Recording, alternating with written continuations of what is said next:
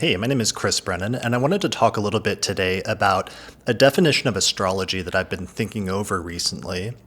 So, I've always defined astrology for the past, I don't know, maybe 10 or 15 years as the study of the correlation between celestial movements and earthly events. And I think that's a pretty good definition because it gets at what the core phenomena is that astrologers think exists in the universe, which is that for some reason there is this persistent connection between the movement of the planets and the stars and events that happen on Earth. And that includes both sometimes when major events happen, like recent worldwide events in 2020 that correlated with an alignment of planets in Capricorn at that time, especially the Saturn-Pluto conjunction and the Jupiter-Saturn conjunction. But also that correlation extends to the birth of an individual, so that when a person is born, the alignment of the planets will actually describe in some ways the nature of their life as well as their future. So that's why that's always been my basic definition, because it's simple, but it also gets to the core point of this property of nature that we're all trying to understand as astrologers. But I was talking with somebody on Twitter today, and I realized there's another piece of the definition that's become much more apparent to me and has become much more important, a piece of it that needs to be included in the basic definition. So let me read you what I came up with today. So I said, astrology is the study of celestial recurrences, where the alignment of the planets will correlate with an important event, and then a similar event will happen when the same alignment repeats in the future.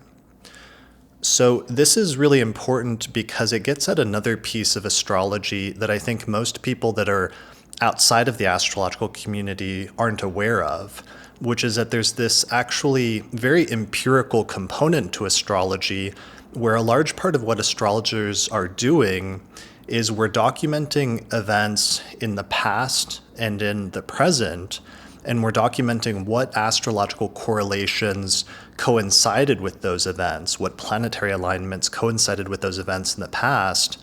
And then what happens is that when those same planetary alignments happen in the future, we see an archetypally similar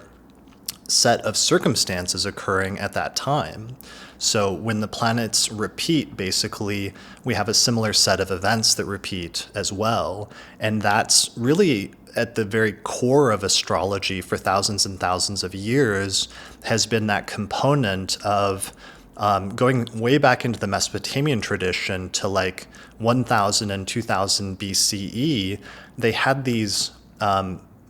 programs, essentially these scientific programs of observing the stars every night and then writing down what they observed, but then also noting some of the events that were occurring around them at the time. And that's essentially what astrologers are still doing all the time, every month and every year. For example, every month we do our forecast episodes, and that's the reason why in the first hour of the forecast episodes, we actually spend time reviewing the recent news and events that have happened since our last forecast, so that we can actually check in and see how some of the astrological correlations played out in real life events, and in some instances so that we can actually record what the specific correlations were between certain planetary alignments and certain events. That way we can pass that collected knowledge on to the future, to future generations of astrologers, as well as so that we can ourselves just document it and share it with our peers as part of the research process of astrology.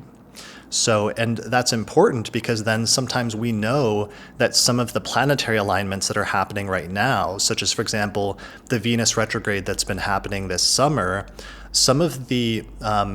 predictions that were made about what would happen this summer during the Venus retrograde were actually based on our experience and our recorded findings of past Venus retrogrades, because Venus goes retrograde in the same spot in the sky approximately and in the same sign of the zodiac every 8 years. So, for example, this Venus retrograde was in Leo in 2023, and the one in Leo before that was in the summer of 2015, or the one before that was in 2007, or the one before that was in 1999 or 1991, and so on and so forth.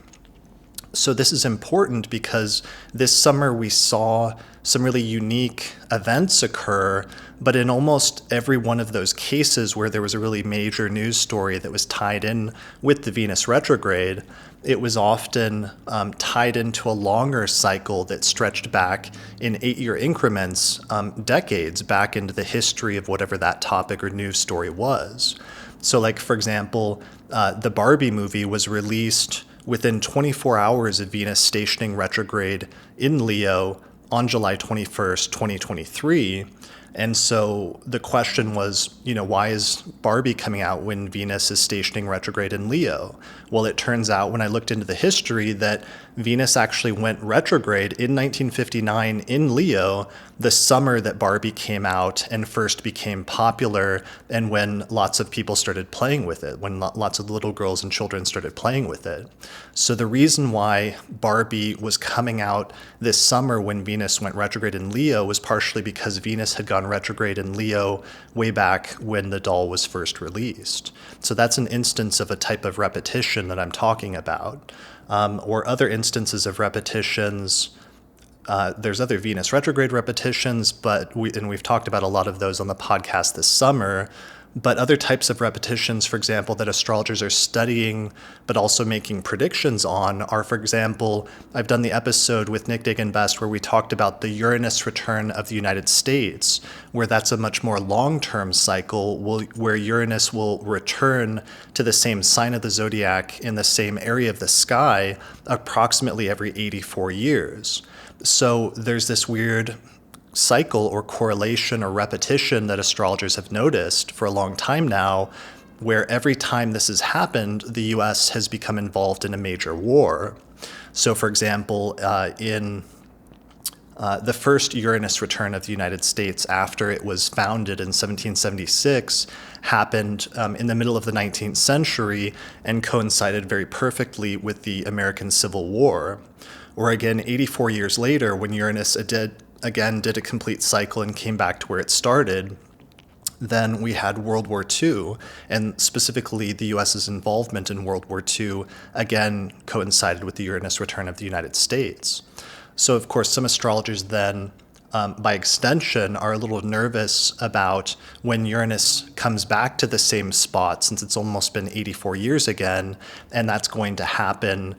just a few years from now when Uranus goes back into the sign of Gemini in 2025, and then it stays there for the next several years until the early 2030s, until 2032 or 2033, I believe. So that's an example where some astrologers are studying past correlations in history and then making inferences then about what might happen in the future, broadly speaking. There's also similar studies that astrologers have done in mundane astrology, for example, with the Saturn-Pluto cycle. And I recently did a podcast episode where we talked about how the Saturn-Pluto conjunction, which occurs every 40 years, the last time it occurred was in the early 1980s, and that coincided with the onset of the AIDS epidemic, when it really first became publicly known, and when it first became named and became a major thing that the US and the world started to try to recognize and deal with. So that was in the early 1980s when the Saturn-Pluto conjunction occurred, and that had been documented by other astrologers such as Richard Tarnas in his book Cosmos and Psyche, where he talked about the Saturn-Pluto conjunction sometimes being associated with pandemics. So fast forward 40 years from 1980, from the early 1980s, and you get to early 2020 when the next Saturn-Pluto conjunction occurred, and all of a sudden the world has another worldwide pandemic. So that's why I wanted to integrate this notion of repetitions and the study of those repetitions of celestial alignments with earthly events, because that's really a large part of what we're doing as astrologers, is we're trying to study those repetitions and study those alignments. And that's how the astrological tradition actually grows and expands and improves itself over time. That's the type of empirical research that astrologers are actually involved in on a daily basis. And even though that's not always obvious to everybody, if you're only paying attention to certain types of like pop astrology or the sort of consumer versions of astrology, there's still nonetheless sometimes behind that a much higher level of research and thinking and effort that's actually going into the astrological tradition that's underlying everything. And I just think it's really important for astrologers to, and for the public to know that and to understand part of that, as well as for us to better recognize and understand what the underlying theoretical principles of astrology are by creating a more solid definition of what exactly we think it is. So yeah, I think that's it. That's my current definition of astrology. Let me know what you think in the comments. Let me know what your definition of astrology is. If you would tweak my definition or if you have a different definition entirely, I'd love to hear from you. So thanks a lot for watching this video, and I'll see you again next time.